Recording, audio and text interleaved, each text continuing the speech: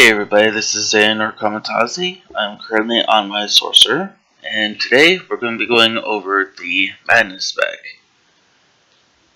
I will be going over a couple things for things to note from the discipline path as I'm going over a couple combinations.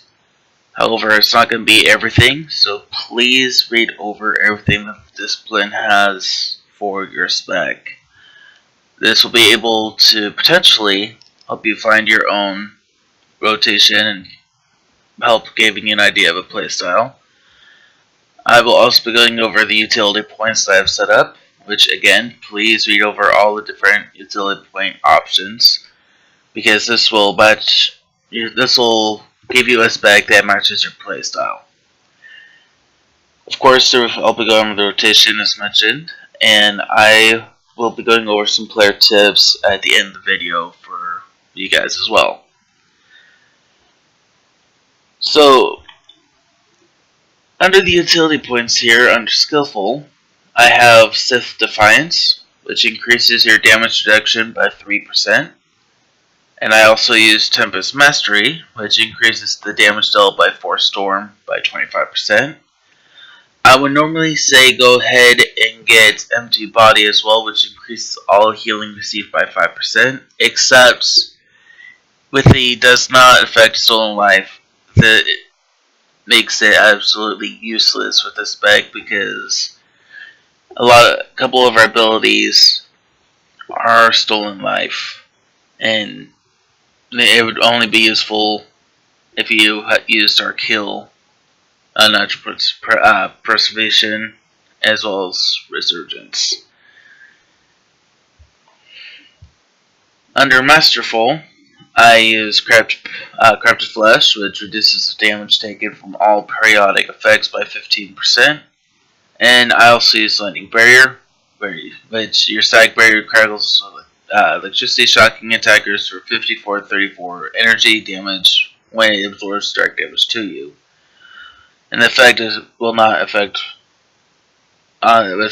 not be in effect for the static barriers placed on your allies. And it cannot occur more than once every second. I would also be using Torture's Tactics. For me personally, I would switch between the two. See which one works better. Lowers the cooldown of Electrocute by 10 seconds. In addition, target stunned by your Electrocute deal 25% less damage for 10 seconds when Electrocute wears off. Under Heroic, I use Shapeless Spirit, which reduces all damage taken while stunned by 30% and reduces damage taken from area effects by 30%. I also use Haunted Dreams, where if Whirlwind breaks early from damage, the target is stunned for 2 seconds, and in addition, Whirlwind activates instantly. This essentially makes your Whirlwind be a second stun. And then I also use Electric Bindings, which Overload binds its targets in electricity, immobilizing them for 5 seconds, and direct damage dealt after 2 seconds ends the effect prematurely. I find this to go perfect and in hand with Haunted Dreams for a combination where Overload will knock your targets back, and then you could use one quick ability, maybe two, and then you could click on your Whirlwind to stun them in place. And then be able to use a couple attacks again. For Legendary, I use Force Mobility, allowing Thundering Blast, Innervate, and Force Leech to be able to be activated while moving. And another good one under Legendary would be Crafted Barrier, where your Static Barrier, Force Barrier, and Enduring Bastion heal you for 1% of your total health every second as long as they last, and healing scales up to 4% with the charges for Enduring Bastion. So, a good combination will be Demolish, starting off with Demolish because it will cause a vulnerable effect on your target, which increases the damage that the target takes from force abilities by 5%. And then I follow through with Affliction. And then you can use Death Field, which will cost Death Mark. Now, with Death Mark on the target here, oh, actually it's Overwhelm. Death Mark, I forgot about the Overwhelm part. A few seconds here.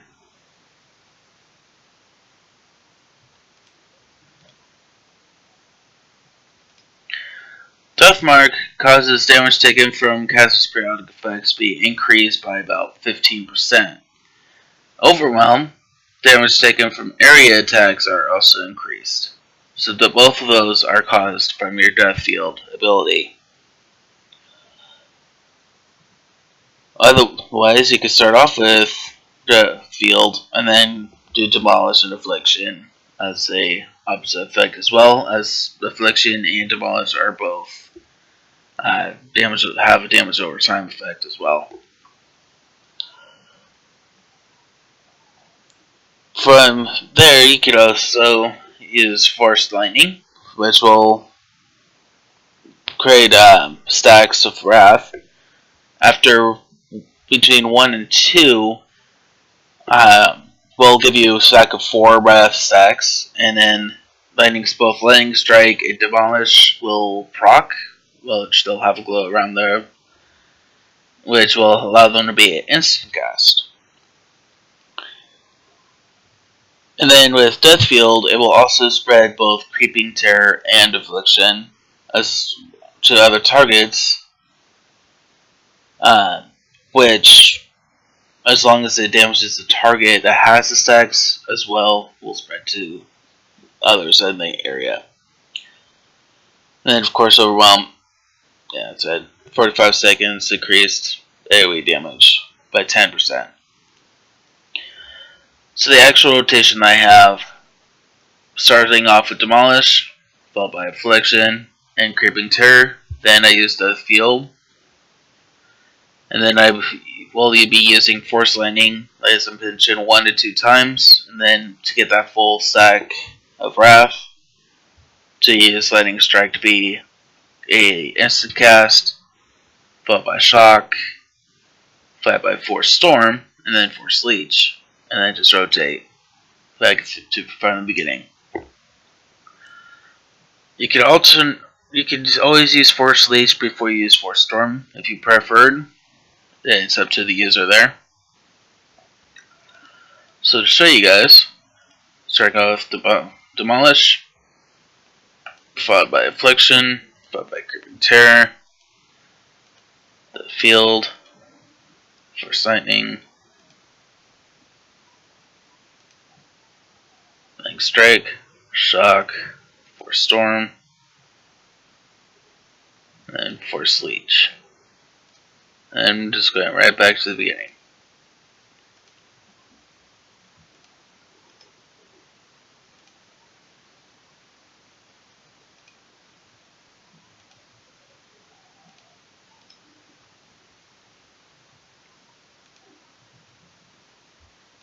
And just basically be doing that all day long.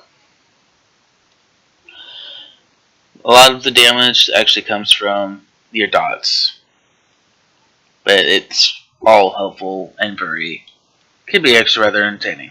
Especially, think of it as if you're a warlock from World of Warcraft. It's basically the same thing. So for some player tips for you guys, will be under Legacy by pressing Y. And I'm currently under Character Perks. And so for advancement, I recommend that you max out what you're going to focus on. So if you enjoy if you're a PvPer, Warzone, and you want to level up through Warzone experience. PvEers wanting to level up through dungeons, get the Flashpoint experience. Flashpoint is equivalent to dungeons in this game. If you're a quester, I recommend you get the class mission experience along with exploration experience that go great hand in hand. Under travel, I recommend that you get a personal starship for party transport.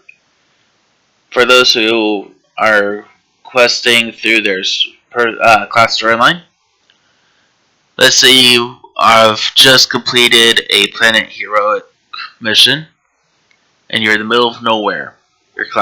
Your storyline is telling you to go to your personal starship to progress the storyline.